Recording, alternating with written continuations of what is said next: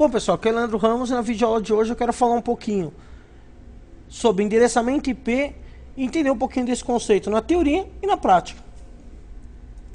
Primeiro eu tenho um virtual PC aqui e eu vou entrar na tela de configuração do IP, ó, direito nos meus locais de rede, propriedade, direito na conexão da placa, propriedade, duas vezes no protocolo IP, aqui no meu caso IPv4.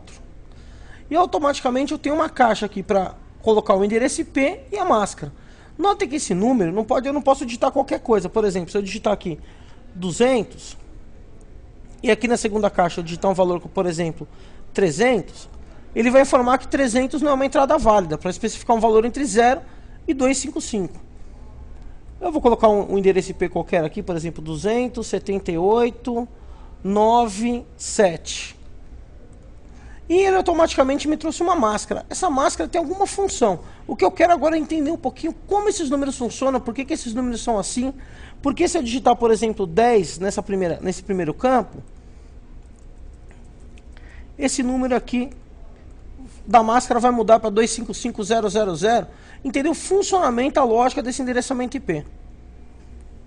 Então, vamos lá discutir um pouquinho dessa teoria. Então tá aqui, eu tenho o IP e tenho a máscara, e não pode existir duas máquinas com o mesmo endereço IP. Assim como não pode existir duas pessoas com o mesmo CPF ou com o mesmo RG. Vai dar conflito. No caso dos computadores, a primeira máquina que você entrar com o número vai entrar direitinho, a segunda vai subir com erro se você colocar o mesmo número. Eu falei, existe um conflito de endereço IP na rede.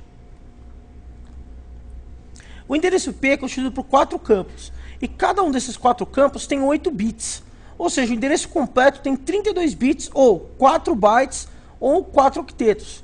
É uma maneira diferente de falar a mesma coisa, que o endereço tem 32 bits.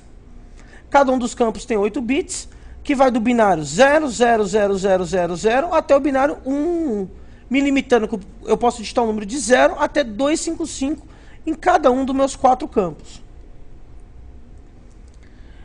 O endereço IP é um número dividido em duas partes. Uma parte simboliza a rede e a outra parte simboliza o host. Eu vou entender rede como se fossem ruas. Então nota, eu tenho um IP que pertence à rua A, um IP que pertence à rua B, um IP que pertence à rua C, e você só consegue conversar diretamente com hosts, equipamentos que estão na mesma rede que você. Então eu posso ter diversas redes diferentes. Hosts são as casas, você pode conversar diretamente com casas que estão na mesma rede que você. Ou seja, você pode conversar com máquinas que estão na mesma rua que a sua casa, diretamente. Então uma analogia bem simples, redes são como ruas e os hosts são como os números das casas. Então a parte do endereço IP vai ser assim, eu moro na rua tal, número 1, 2, 3, 4, 5, 6, 7, 8. Outra pessoa mora na rua tal. Então como é que vai funcionar esse IP? O IP faz parte da rede tal, host 1, 2, 3, 4, 5, 6. O outro IP na rede tal, IP tal, tal, tal, tal. Então eu tenho um endereço que é rede e um endereço que é host. Mas como é que eu identifico isso no endereço? Mas antes, eu tenho um endereço chamado loopback. Loopback é o endereço de autoteste. O que vai ser esse autoteste? É você mesmo. Você não pode usar esse endereço para endereçar um computador, já que ele corresponde a você mesmo, a sua própria máquina. Loopback é um autorretorno. Vamos ver isso na prática? Eu vou usar esse endereço que está aqui que eu digitei, vou dar um OK. Vou chamar aqui o DOS. Eu vou usar uns comandos básicos, como por exemplo ipconfig para mostrar o IP da minha máquina. Está aqui, ó, 10.78.9.7. E eu vou dar um ping no endereço 127.0.0.1. Mas quem é esse endereço? É a minha própria máquina. Então sempre que eu usar o ping com o endereço 127.001.1.1, 127 alguma coisa, ele vai retornar o meu próprio computador. É um teste bem interessante para saber se a minha placa de rede está em pé. Então você vai usar em diversos momentos para testar a sua própria máquina. Voltar aqui na teoria. Então esse é o loopback. Endereço de rede, o que vem a ser? Se te perguntar qual é o endereço da tua casa, você fala, eu moro na rua Albertina de Medeiros, número 100. Se perguntar para mim qual é o endereço da minha rua, eu vou simplesmente informar a rua. Eu moro na rua Albertina Medeiros. Então eu vou tirar o número da casa do endereço. Com IP funciona da mesma maneira. Primeiro, preste atenção que nesse endereço aqui, embaixo dele tem a máscara, 255.255.255.0. Quando uma máscara vem escrito 255, ele simboliza que a parte que está em cima do endereço é a parte de rede, ou seja, a parte de rua. Então, quando eu olho esse endereço 200, 100, 10 e olho para baixo, 255, 255, 255, eu sei que 200, 100, 10 é a parte de rede. E 3 é o número da casa, a parte de host. Então eu teria várias máquinas nessa rede. 200, 100, 10, 1, 200, 100, 10, 2, 200, 100, 10, 3, 200, 100, 10, 4 e assim por diante. Então qual é a rede? É você pegar 200, 100, 10, pegar a parte que seria a parte de host, a parte de casa, e colocar 0. Então a rede seria 200, 100, 10, 0. Agora, o broadcast. O que é o broadcast? O broadcast é o endereço de todos. Imagina que eu quero mandar um pacote na rede, mas esse pacote não é para minha máquina, ou para a máquina do lado, ou para a máquina de cima. Eu quero mandar para todos os computadores. Então o meu IP, por exemplo, é 200.110.3. Nós já sabemos que a rede é 200.110.0. E como é que funciona o broadcast? Todos os bits da parte de host são 1. Então imagina que aqui onde está 3, eu teria 8 bits 1 ligados. 8 bits 1 ligado é o número 255. Então o endereço de broadcast seria 200.110.255. Lembrando que broadcast é o endereço de todos os computadores na rede. Os IPs foram divididos em classe. E eu quero agora estudar essas classes de forma independente. Classe A, classe B, classe C e também a classe D e E que não são usadas para endereçar computadores. O IP de classe C é o mais comum. Notem pela ilustração que o IP de classe C ele tem 3 campos destinados ao ID da rede e apenas um campo destinado ao ID do host. Olha lá, como é que eu identifico o IP de classe C? O primeiro octeto, esse primeiro número, ele tem que estar entre 192 e 223.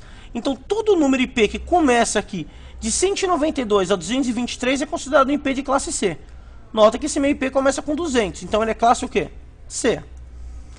Todo IP de classe C tem uma máscara padrão 255, 255, 2550, que indica o quê? Ele me indica que a primeira parte da minha máscara é tudo 1, a segunda parte da minha máscara é tudo 1, a terceira parte da minha máscara é tudo 1 e a última parte da minha máscara é tudo 0. Em binário, quando uma máscara é tudo 1, indica que o endereço em cima é rede. E quando é tudo 0, indica que a parte de cima é host. Então olha o significado da minha máscara. Rede, rede, rede, host. Então aquele endereço que está lá em cima, 200.110, 100, o 200.110 representa a rede, enquanto o 100 representa o host. Falando numa linguagem mais simples, 200.110 seria a rua e o 100 seria o número da casa. Então aquele IP é rua 200.110, número da casa 100. Qual é a quantidade de redes que eu vou ter? Notem, eu tenho 32 valores de 192 a 223. Eu vou multiplicar isso por 256 e por 256 de novo, que vai me dar o total de redes que eu posso ter no IP de classe C. São 2.097.152 redes. Ah, Leandro, quais redes? A 192.00, a 192.01, a 192.03, a 200.110, a 200.111, a 200.112, a 200.215. Então eu tenho 2.097.152 redes classe C para usar no mundo. A quantidade de hosts que eu posso ter por rede. Agora é simples.